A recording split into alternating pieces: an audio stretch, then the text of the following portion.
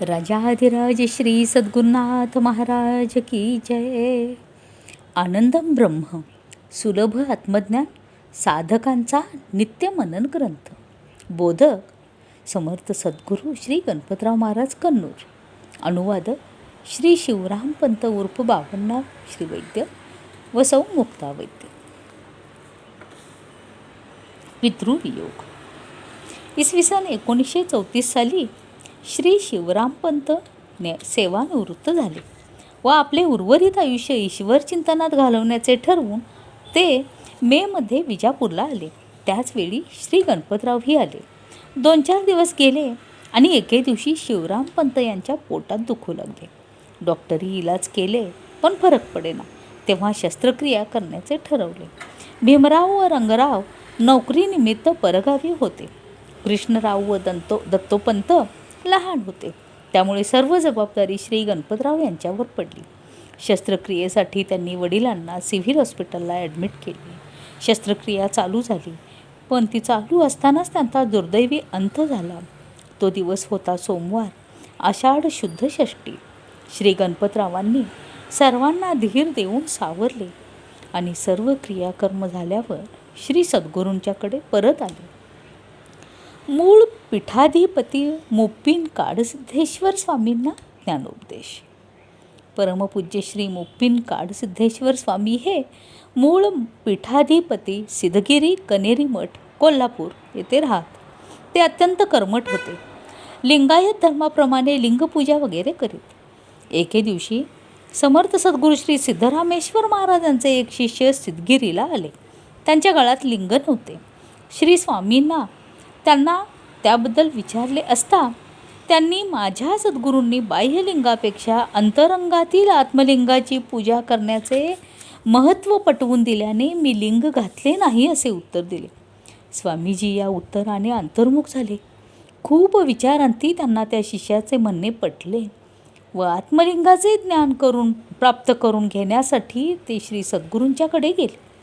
तेथे श्री गणपतरावांची गाठ पडली. त्यांची ओळख झाली, चर्चाही झाली. ते उच्च शिक्षित, उच्च कुळातील असूनही येथे आले आहेत. इतकेच नव्हे तर आजन्म ब्रह्मचारी राहून गुरुकार्य करण्याची प्रतिज्ञाही केली आहे. हे ऐकून त्यांनी समर्थ सद्गुरू श्री सिद्धरामेश्वर महाराजांचे शिष्यत्व पत्करले आणि ज्यांच्यामुळे आपल्याला असे सद्गुरू मिळाले त्या गणपतरावांना आपले ज्येष्ठ गुरुबंधू मानू लागले. त्यांना गुरुबोध फार काळ ऐकायला मिळाला नाही. त्यामुळे त्यांनी श्री गणपतराव यांच्या सहाय्याने पूर्ण ज्ञान प्राप्त करून घेतले. श्री सद्गुरू वियोग. इसवी सन 1936 साली समर्थ सद्गुरू सिद्धरामेश्वर महाराज मुंबई येथे स्वस्वरूपी लीन झाले. त्यांची समाधी बसवन बागेवाडी येथे त्यांनी साधनाभ्यास केलेल्या जागेवर स्थापन करून तेथे मठ उभारला आहे. इंचगिरीतील सर्व जबाबदारी सर्व गुरुबंधूंनी श्री गणपतराव यांच्यावर सोपवली. त्यामुळे ते इंचगिरीतच राहू लागले. सद्गुरुपदाचा स्वीकार. श्री गणपतरावांचा प्रेमळ स्वभाव आणि त्यांचे अत्यंत सोप्या बोलीभाषेतील आत्मज्ञानाचे विवरण ऐकून लोक त्यांच्याकडे आकर्षित होऊ लागले आणि अनुग्रह करण्याचा आग्रह करू लागले. श्री गणपतरावांना ते मान्य नव्हते पण लोकाग्रह आणि हट्ट यापुढे त्यांचे काही चालेना आणि शेवटी इसवी सन 1942 पासून त्यांनी उपदेश देण्यास सुरुवात केली. समर्थ सद्गुरू भाऊसाहेब महाराज यांचे शिष्य रामतीर्थचे दत्तप्पा पुजारी यांच्या आग्रहास्तव ते रामतीर्थाला जाऊ लागले. त्यानंतर मात्र भक्तांनी आमंत्रित केलेल्या गावी जाऊन त्यांना बोध करू लागले. अशा तऱ्हेने त्यांच्या भक्ती प्रबोधनाच्या कार्याचा प्रसार होऊ लागला. भक्त त्यांना महाराज असे संबोधू लागले. नाईलाजाने त्यांना गुरुपदाचा स्वीकार करावा लागला. इसवी सन 1949 साली त्यांनी विजापूर येथे स्वतंत्र सप्ताह साजरा केला. महात्मा गांधींची हत्या आणि रामतीर्थमधील जाळपोळ. इसवी सन 1947 साली भारताला स्वातंत्र्य मिळाले आणि जानेवारी 1948 पूज्य बापूजींची हत्या झाली. ही हत्या एका ब्राह्मण माथेफिरूने केली. ही वार्ता वाऱ्यासारखी पसरली आणि ब्राह्मणांची घरे जाळणे, लूटमार करणे अशा विध्वंसक गोष्टींमुळे सगळीकडे हाहाकार उडाला.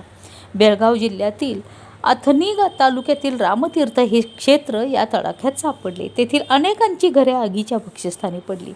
सर्व ब्राह्मण बेघर झाले. हे ऐकून श्री महाराजांचे कोमल हृदय पिळवटून निघाले. त्यांनी प्रथम रामतीर्थाला जाऊन तेथील ब्रह्मवृंदांना धीर दिला व गाव सोडून जाऊ नका, आम्ही मदत करू असे आश्वासन देऊन पुन्हा विजापूरला जाऊन संपूर्ण विजापुरात फिरून मदत गोळा केली. या कामी त्यांना श्री पांडन्नाग घोणसगी यांची मदत झाली. ते रामेश्वर भक्त होते. पुढे त्यांना रामेश्वराचा दृष्टांत झाल्याने त्यांनी श्री महाराजांचे शिष्यत्व पत्करून आजन्म गुरुसेवा केली. विजापुरामध्ये जमा झालेली मदत घेऊन श्री महाराज पुन्हा रामतीर्थाला गेले आणि तेथे 1 महिना वास्तव्य करून लोकांना धीर दिला. त्यांच्यामुळेच रामतीर्थमधील बरीच ब्राह्मण घराणी आजही टिकून आहेत. लोकोद्धाराचे काम श्री महाराज भक्तांनी बोलविले की त्यांच्या गावी जात आणि सप्ताह करून त्यांना बोध करीत. दिवसेंदिवस त्यांची शिष्य संख्या वाढू लागली. त्यांच्या घरचे लोक, बंधू भगिनी, त्यांची मुलं, जावई, नातवंड, पंतवंड, आप्तही त्यांचे शिष्य झाले. घरच्या लोकांना धरूनच श्री महाराजांनी भक्तिकार्य सुरू केले. त्यांचे भक्त आणि आप्तभक्त यांच्यातही परस्पर संबंध इतके दृढ झाले की नवागताला आप्तभक्त कोण आणि भक्त कोण हे चटकन समजत नसे. आप्त शिष्यांना श्री महाराजांचे शिष्य म्हणवून घेणेच जास्त आवडते. इसवी सन 1953 साली हुबळी येथे पहिला सप्ताह झाला. या सप्ताहास हुबळी पंचांगकर्ते ज्योतिषी रामभट उपस्थित होते. श्री महाराजांचे प्रसन्न व्यक्तिमत्व आणि आत्मज्ञानाचा सखोल अभ्यास पाहून ते प्रभावित झाले आणि त्यांनी त्यांचे शिष्यत्व पत्करले. हुबळीत ईश्वर मंदिरात चिदंबर जयंती साजरी होत असे. या जयंती उत्सवात प्रवचन करण्याची विनंती श्री रामभटांनी केली. ती मान्य करून श्री महाराज इसवी सन 1953 पासून या उत्सवात जाऊ लागले. ते शेवटपर्यंत हुबळीकरांना त्यांनी भरभरून बोध केला. इसवी सन 1954 साली हुबळीत संपन्न झालेल्या शुक्ल यजुर्वेदी माध्यमदिन संमेलनाचे उद्घाटक श्री महाराजच होते. इसवी सन 1950 कुळ कायद्यामुळे आपले शेत सोडवून घेतल्याने ते शेतातच वास्तव्य करू लागले. इसवी सन 1957 पासून त्यांचा जन्मोत्सव कन्नूरमध्ये सत्संग रूपाने होऊ लागला. पुढे इसवी सन 1961 साली शांती कुटीर आश्रमाची निर्मिती झाली. तेव्हा आश्रमात 3 दिवसांचा जन्मोत्सव सप्ताह सुरू झाला. तो आज तागायत. त्यांचा 96वा जन्मोत्सव अत्यंत वैभवात संपन्न झाला. प्रथम अत्यंत मोजके भक्त साजरा करत असलेल्या या उत्सवाचे षष्टब्दीपासून मोठ्या भव्य स्वरूपात रूपांतर झाले. प्रत्येक 5-5 वर्षांनी एक बृहत सप्ताह होत असे. त्यात श्री महाराज यांचा तुलाभार, गजेंद्रावरून मिरवणूक, पणतू झाल्याने फुले उधळणे अशा विशेष कार्यक्रमांचा समावेश असे. लाखो भक्त येत. या सर्वांना बोध मिळावा म्हणून श्री महाराज अनेक संत महंतांची प्रवचनं आयोजित करत आणि स्वतःही प्रवचनं करीत. त्याबरोबरच इतर गायन, नाटिका, वक्तृत्व स्पर्धा, भारुडं वगैरे आध्यात्मिक तत्वावर आधारित भरगच्च कार्यक्रमांचे नियोजनही करीत. 3 खोल्यांच्या शांतीकुटीर आश्रमाचे रूपांतरही आता भव्य आश्रमात झाले. मूळ वास्तू वडिलार्जित असली तरीही पुन्हा 20 एकर जागा घेऊन हा भव्य आश्रम उभारण्यात आला असून आश्रम सर्व सोयींनी युक्त आहे. आश्रमात मातोश्रींचे समाधी मंदिर, आदिगुरूंचे दत्तात्रेयांचे मंदिर आहे. 20 फेब्रुवारी 2000 साली पुण्यश्लोक सद्गुरू शिवपार्वती प्रतिष्ठान नाशिक यांच्यातर्फे त्यांना सन्मानपत्र व चरित्राच्या आरंभी दिलेल्या आदराने संबोधलेल्या पदव्या देऊन गौरव करण्यात आला. श्री सद्गुरुनाथ महाराज की